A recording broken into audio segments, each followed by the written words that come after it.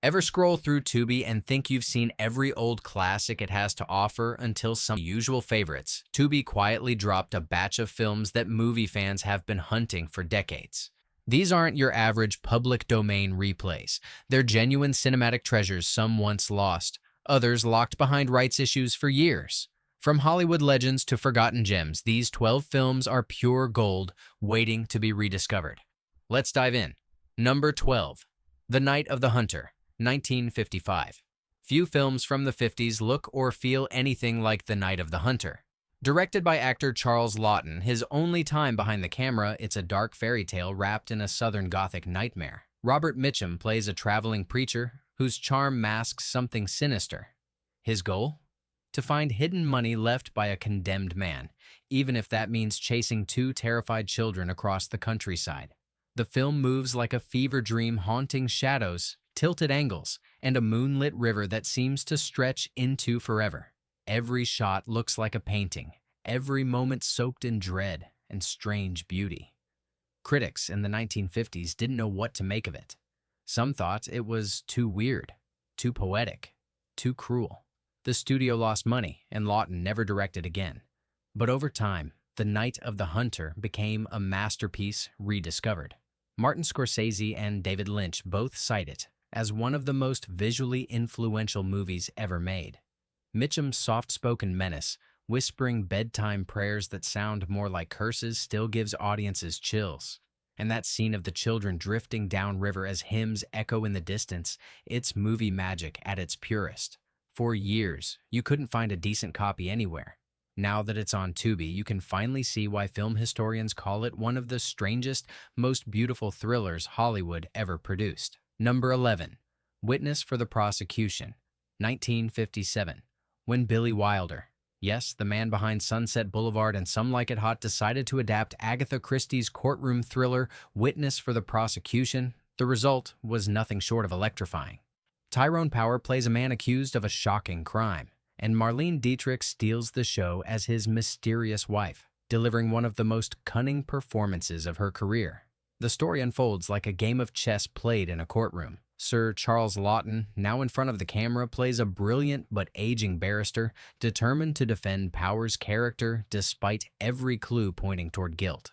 What follows is a parade of twists so sharp that even modern thrillers rarely match them. Wilder's direction keeps everything snappy and alive, the pacing, the wit, the dry humor. Back when it hit theaters in the late 50s, audiences were so stunned by the ending that theaters begged them not to spoil it for others. It was one of the earliest examples of a movie using secrecy as a marketing tool, long before no spoilers was a thing. The film earned multiple Academy Award nominations, including Best Picture, but then quietly vanished from mainstream rotation. For decades, Witness for the Prosecution could only be seen on rare cable reruns or expensive DVD imports. Tubi's edition brings back one of the sharpest courtroom dramas ever written, one where every word matters, and the final reveal still leaves jaws dropped 70 years later. Number 10. Body Heat, 1981. If you ever wondered what would happen if classic film noir met the glossy sheen of the early 80s, Body Heat is your answer. Directed by Lawrence Kasdan and starring a young Kathleen Turner and William Hurt, it revived the noir genre with moody lighting, smoky dialogue, and moral temptation at every corner. Turner, in her breakout role, plays a woman who walks into a Florida bar and into movie history. What begins as a simple attraction turns into a storm of greed and deceit. Every frame oozes tension, not from explosions or chases, but from the kind of danger that comes when two people think they can outsmart fate. When it premiered, Body Heat caused a sensation for its style and intelligence. Critics compared it to Double Indemnity and The Postman Always Rings Twice, calling it neo-noir before that was even a term. Turner became an overnight star, while Kasdan proved he could write about desire and betrayal as sharply as he wrote about space adventures. He had just finished scripting The Empire Strikes Back. For years, the film bounced in and out of availability due to rights and restoration issues. Now, seeing it streaming in clean HD feels like finding a long-lost time capsule of pure cinematic craft. If you love slow-burn mysteries where atmosphere does all the heavy lifting, Body Heat is worth every minute of your... Number 8. The Man Who Fell to Earth, 1976. Before there was Interstellar or Arrival, there was The Man Who Fell to Earth, a slow, hypnotic story about loneliness and obsession disguised as science fiction.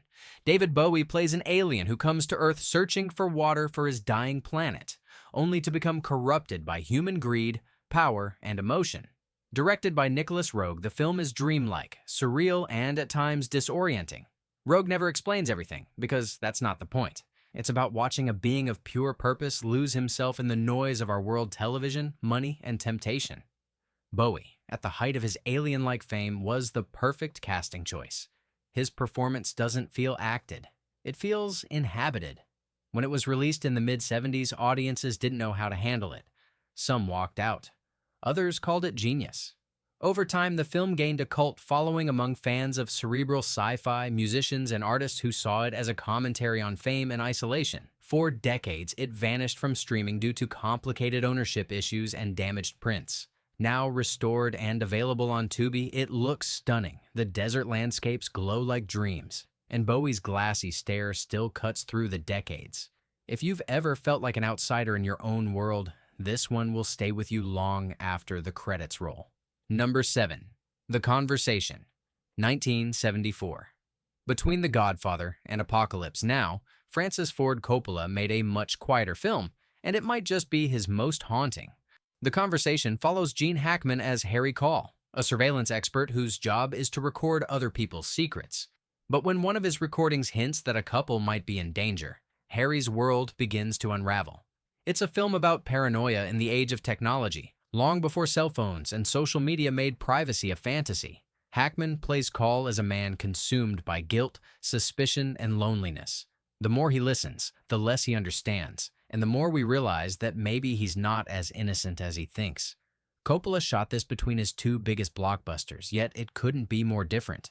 There are no explosions, no grand speeches, just the hum of machines and the slow cracking of a man's conscience. The sound design alone is revolutionary. What you hear and don't hear becomes part of the story. When it premiered in the mid-70s, The Conversation won the Palme d'Or at Cannes and was nominated for multiple Oscars, but it slipped through the cracks of time. Seeing it on Tubi now feels eerie, like the movie was always meant to reappear when its message mattered most. If you think modern surveillance thrillers are intense, try watching the one that started it all. Number 6. The Last Picture Show, 1971. In the early 70s, a young director named Peter Bogdanovich turned a simple coming-of-age story into one of the most heartbreaking portraits of small-town America ever filmed. The Last Picture Show takes place in a fading Texas town where the local movie theater is closing, and with it, the dreams of everyone who once believed life would turn out differently. Shot entirely in black and white, the film feels like an obituary for the American dream. You follow a trio of teenagers played by Jeff Bridges, Timothy Bottoms, and Sybil Shepherd as they drift through love, jealousy, and disappointment. The dusty streets, the silent diner booths, and that empty theater screen, they all tell you something's dying, and it's not just the town. Bogdanovich based the film on Larry McMurtry's novel, but he filmed it like a memory. Every frame feels like looking through an old photograph. It's both nostalgic and painfully honest. A movie that somehow manages to be romantic and devastating at once. The performances are stunning, particularly Cloris Leachman, whose quiet heartbreak earned her an Oscar. When it was first released, critics hailed it as a modern masterpiece, but over the years it became strangely hard to find outside of special releases or film festivals. Tubi's Quiet Edition gives a new generation a chance to experience it unfiltered, slow, and hauntingly beautiful. Few films capture the ache of growing up and realizing the world isn't what you hoped it would be, quite like The Last Picture Show. Number 5. The Day of the Locust, 1975. Imagine a movie about Hollywood that doesn't celebrate it, but instead shows it as a glittering nightmare.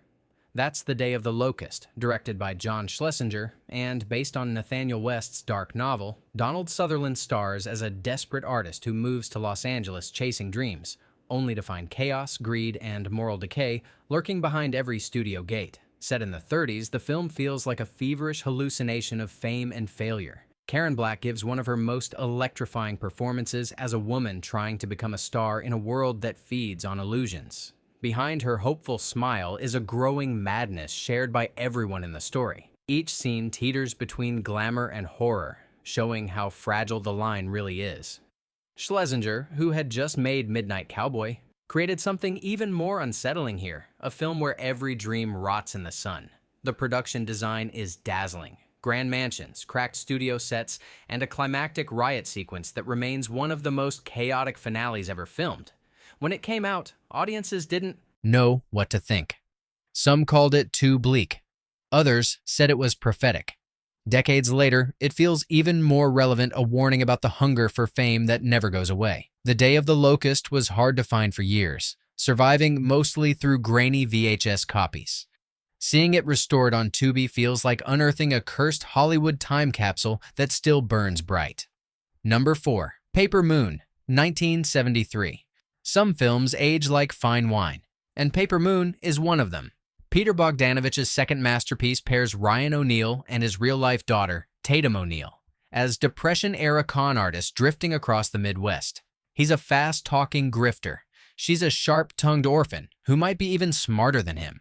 Together, they form one of cinema's most unlikely duos. Shot in crisp black and white, the movie looks like it could have been made in the 30s, but moves with the rhythm of the 70s. The banter between the two leads is pure lightning fast, funny, and surprisingly touching. Tatum O'Neal became the youngest Oscar winner in history for her performance, and for good reason. She steals every scene, turning what could have been a sentimental story into a sharp, witty adventure.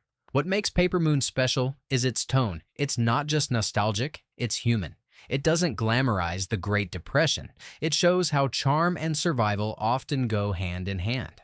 Beneath the humor is a quiet sadness about people who live by their wits because they have no other choice. For years, the film was trapped in rights limbo, appearing and disappearing from catalogs.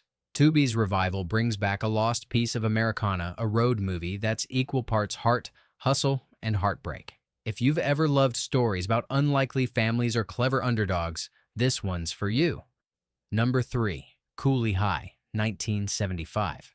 Before Boys in the Hood or House Party, there was Cooley High, a film that captured the laughter, heart, and heartbreak of being young and black in 70s Chicago. Directed by Michael Schultz, it's a coming-of-age dramedy that feels both universal and deeply personal. The story follows two best friends, Preach and Cochise, as they skip school, chase girls, dream big, and try to outrun the trouble that follows them. It's funny, real, and filled with the kind of everyday moments that most movies ignore, hanging out on stoops, goofing off in hallways, sneaking into parties. But beneath the humor lies something deeper, the quiet understanding that growing up means saying goodbye to innocence. The soundtrack, packed with Motown hits, gives the film its heartbeat. Each song feels perfectly chosen, turning scenes of friendship and loss into memories that stay with you long after the credits roll. For many viewers, Cooley High was the first time they saw characters who looked and talked like them portrayed with warmth, humor, and dignity. Though it inspired later classics and even a spin-off TV series, What's Happening? Cooley High itself faded from mainstream view. For decades, it was a hidden gem passed between collectors. Now, streaming on Tubi, it's finally getting the attention it deserves, a time capsule of joy and truth that still hits just as hard today. Number 2. A Patch of Blue, 1965. In the mid-60s, when Hollywood was still hesitant to challenge social norms, A Patch of Blue quietly broke barriers. Directed by Guy Green, it tells the story of a blind girl, played by Elizabeth Hartman, who befriends a kind man portrayed by Sidney Poitier. What unfolds is a tender friendship that teaches both characters about trust, compassion, and courage in a world that doesn't always understand them. Shot in gentle black and white, the movie carries a warmth that's rare even today. Poitier's performance is understated, filled with quiet strength, while Hartman brings heartbreaking innocence to her role. Together, they make the film glow with sincerity. What made A Patch of Blue remarkable was its message. It wasn't loud or angry, just honest. It showed humanity at a time when audiences desperately needed to be reminded of it. The film became a surprise hit, earning multiple Academy Award nominations and winning for Best Supporting Actress. Yet despite its success, it slipped away from public consciousness. For years, it wasn't available anywhere, overshadowed by Poitier's other classics. Seeing it on Tubi now feels like finding a missing chapter in cinema history. It's a story about kindness overcoming fear, and that message has aged beautifully. Number 1. The Killing, 1956. Before 2001, A Space Odyssey and The Shining, there was The Killing, the movie that proved Stanley Kubrick was a genius in the making. This tight black-and-white heist thriller follows a group of small-time crooks plotting to rob a racetrack. Told through intersecting timelines and razor-sharp dialogue, the film feels years ahead of its time. Every camera movement, every edit, every flashback is deliberate and daring. Sterling Hayden leads the cast as the weary mastermind trying to pull off one last score, and Kubrick shoots it with the cold precision that would define his later work. The tension builds not through action, but through structure. You know, something will go wrong, you just don't know when. When it premiered, The Killing didn't make much money, but directors took notice. Quentin Tarantino later said it directly inspired Reservoir Dogs. Critics have since called it one of the greatest crime films ever made, and for good reason. It's lean, mean, and absolutely gripping from start to finish. For decades, it was nearly impossible to find outside of film school archives or expensive collector's editions. Now, streaming free, it's a reminder of how powerful a simple story can be when told with total control. If you want to see where modern filmmaking truly began, The Killing is where you start. So there you have it, 12 forgotten treasures that Tubi quietly slipped into its vault. Each one proves that old doesn't mean outdated, it means timeless. These films shaped the directors, styles, and genres we still talk about today. Which one will you be watching first? Drop your pick in the comments, hit like if you found something new, and subscribe for more hidden movie history. After all, great cinema never really disappears, it just waits to be found again.